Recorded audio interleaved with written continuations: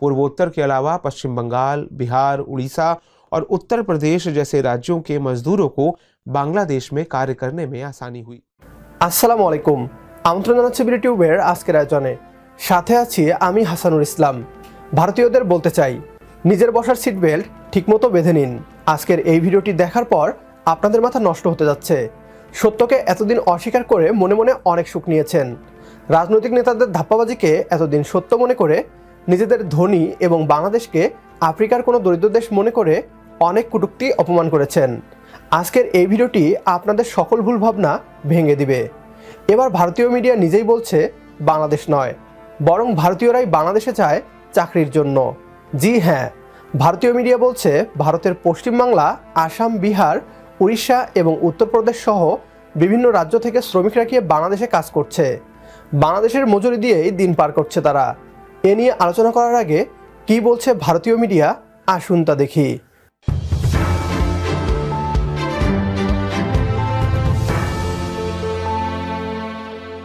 नमस्कार, मेरा नाम है नील और स्वागत है आपका दुनिया इस हफ्ते के नए एपिसोड में। आपको हालिया ताइवान विवाद याद ही होगा, जिसको लेकर अमेरिका और चीन में राजनीतिक खींचतान देखने को मिली। लेकिन ताइवान को लेकर इन दोनों देशों के बीच विवाद के दौरान भारत ताइवान रिश्ते में और मजबूती आई है। आप सोच रहे होंगे कि हम आपको ये घटना क्यों याद दिला रहे हैं, तो ऐसा ही कुछ बांग्लादेश को लेकर भी हुआ है। गौरतलब है कि नवनियुक्त चीनी विदेश मंत्री किन गैंग ने बीते 10 जनवरी को यानी नए साल की शुरुआत में ही बांग्लादेश की यात्रा की। अपनी पहली विदेश यात्रा के रूप में किन गैंग बांग्लादेश की राजधानी ढाका में रुके। किन गैंग ने बांग्लादेशी विदेश मंत्री अब्दुल कलाम अब्दुल मोमेन से मुलाकात की।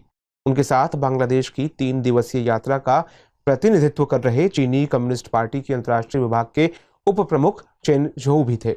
हालांकि ये कोई आधिकारिक यात्रा नहीं थी, किंतु ये एक ऐतिहासिक यात्रा मानी जा रही है, क्योंकि 32 सालों से चली आ रही चीनी परंपरा टूट गई है। दरअसल पिछले 32 वर्षों से चली आ रही परंपरा के अनुसार नवनियुक्त चीनी विदेश मंत्री अपनी पहली विदेश यात्रा के रूप में किसी अफ्रीकी देश को चुनता है। अब आप फिर से सोच रहे होंगे कि 32 वर्षीय अफ्रीकी यात्रा परंपरा के टूटने के अलावा आखिर ऐसा क्या जरूरी हुआ है जिस पर गौर फरमाया जाए। दरअसल चीनी विदेश मंत्री की ढाका यात्रा से ठीक पहले यानी कि 7 जनवरी को अमेरिकी शीर्ष अधिकारी एलिन लाउबाचर अपने 4 दिवसीय दौरे पर ढाका पहुंची। लाउबाचर 9 जनवरी को किन गैंग के ढाका लैंड करने से कुछ घंटे पहले ही अब्दुल मोमेन से मिली। ऐसा माना जा रहा है कि अमेरिकी कूटनीतिक गतिविधियों के मद्देनजर हड़बड़ाहट में चीनी उच्च स्तरीय राजनयिकों की बांग्लादेश यात्रा हुई, जो कि यह साबित करता है कि बंगाल की खाड़ी के निकट बांग्लादेश भू रणनीतिक रूप से दोनों देशों के लिए महत्वपूर्ण है। इस संबंध में बांग्लादेश को लेकर चीन, संयुक्त राज्य अमेरिका के बीच इस कूटनीतिक रस्साकशी को व्यापक भू राजनीतिक प्रतिस्पर्धा और बांग्लादेश को रिझाने के प्रयासों के रूप में देखा जा सकता है। गौरतलब है कि बांग्लादेश में अपना प्रभाव बढ़ाने को लेकर अमेरिका और चीन के बीच तीव्र प्रतिस्पर्धा है। असल में नई दिल्ली को ढाका ने बहुआयामी लाभ पहुंचाया है। इस संबंध में भारत की तरफ से जो सबसे बड़ी चिंता थी वो थी पूर्वोत्तर अलगाववादी आंदोलनों को समाप्त करना। इस मामले में ढाका ने नई दिल्ली को पूरा सहयोग प्रदान किया। यहां तक कि पूर्वोत्तर अलगाववादी आंदोलनों को दबाने के लिए भारत की निगरानी तंत्र यानी कि सर्विलांस के लिए अपनी संप्रभु भू क्षेत्र तक को प्रदान किया।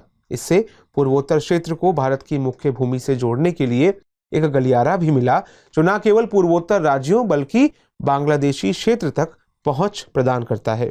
इस वजह से पूर्वोत्तर के अलावा पश्चिम बंगाल, बिहार, उड़ीसा और उत्तर प्रदेश जैसे राज्यों के मजदूरों को बांग्लादेश में कार्य करने में आसानी हुई।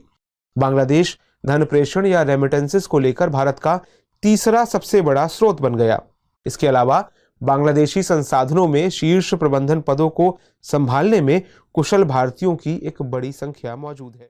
নেতাদের সব কথা বিশ্বাস না করে আপনাদের উচিত ভারতের রেমিটেন্স আয়ের উৎসটি নিয়ে একটু ঘাটাঘাটি করা। তাহলেই দেখতে পাবেন বাংলাদেশিরা নয়, আপনাদের ভারতীয়দের একটি বড় অংশ বাংলাদেশে এসে কাজ করে। এদের মধ্যে আবার 90%ই অবৈধভাবে। কারণ বাংলাদেশ সরকার তো আর ভারতীয়দের জন্য কাজের ভিসা চালু করেনি। ভারতের উত্তর পূর্ব রাজ্যগুলোর নিরাপত্তা বাংলাদেশের উপর নির্ভরশীল। কলকাতার হাসপাতালগুলো বাংলাদেশ থেকে যাওয়া পেশেন্টদের উপর নির্ভরশীল। ভারতে যে পরিমাণ ট্যুরিস্ট আসে তার 20%ই বাংলাদেশ থেকে।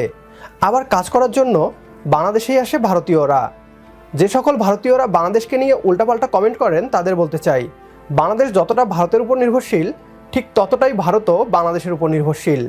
বাংলাদেশে 10 লাখেরও বেশি অবৈধ ভারতীয় আছে যারা বাংলাদেশে কাজ করে নিজের এবং পরিবারের পেট চালাচ্ছে।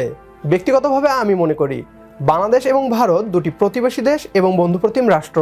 কাজেই আমাদের দেশ থেকে কিছু লোক ভারতে যাবে, আবার কিছু ভারতীয় বাংলাদেশে আসবে, তা অত্যন্ত স্বাভাবিক। আজকের ভিডিও এ পর্যন্তই। ভিডিও সম্পর্কে আপনার গুরুত্বপূর্ণ মতামত কমেন্ট বক্সে জানিয়ে দিন আমাদের। সেই সাথে ভিডিও শেয়ার করে দেখার সুযোগ করে দিন আপনার বন্ধুদের।